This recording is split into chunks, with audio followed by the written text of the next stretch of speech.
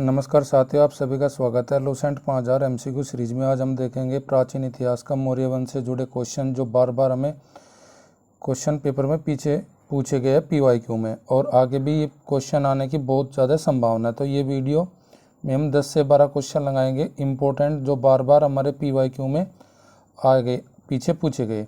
तो आज का पहला क्वेश्चन देखते हैं। चंद्रगुप्त मौर्य का उत्तराधिकारी था।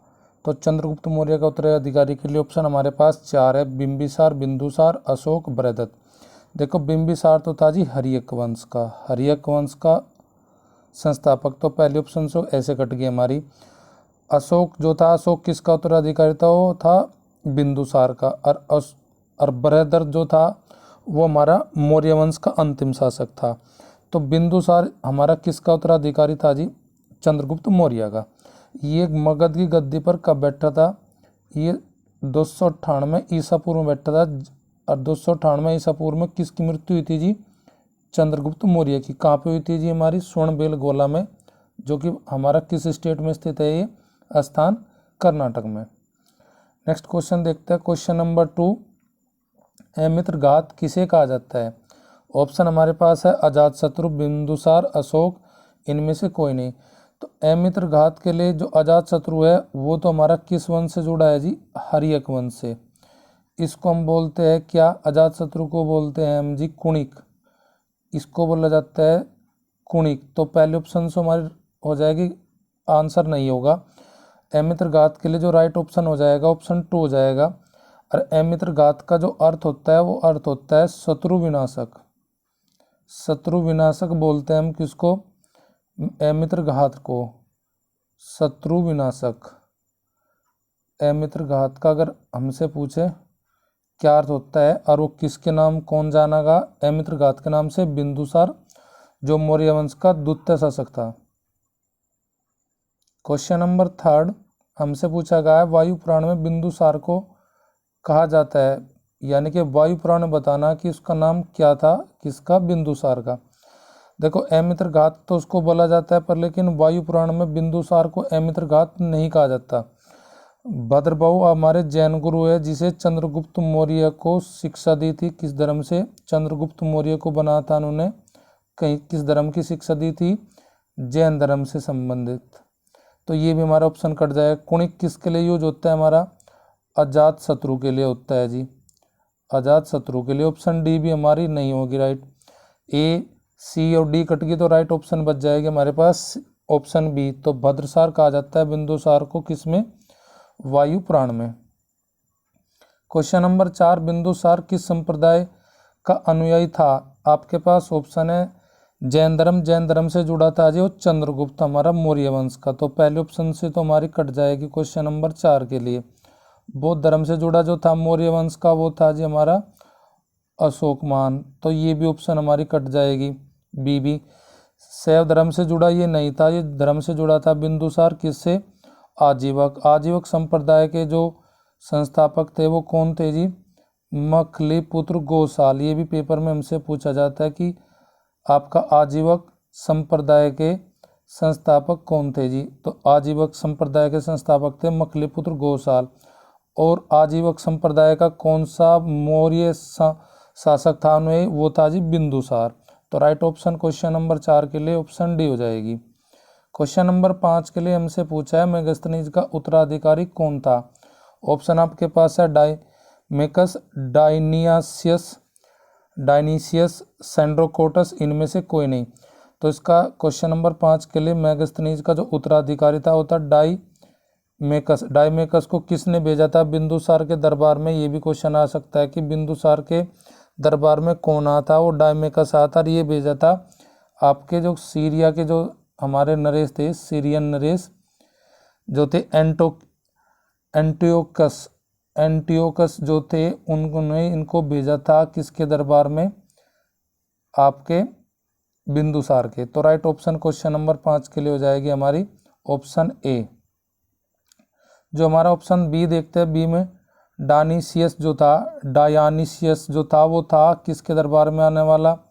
हमारा राजदूत ये था जी हमारा अशोक के दरबार में। और अशोक के दरबार में डायनीसियस को जो भेजा था डायनीसियस को जो भेजा था वो किसने भेजा था, ये आप कमेंट करके मुझे बताना कि अशोक के दरबार में डायनीसियस जो था वो किसने भेजा था।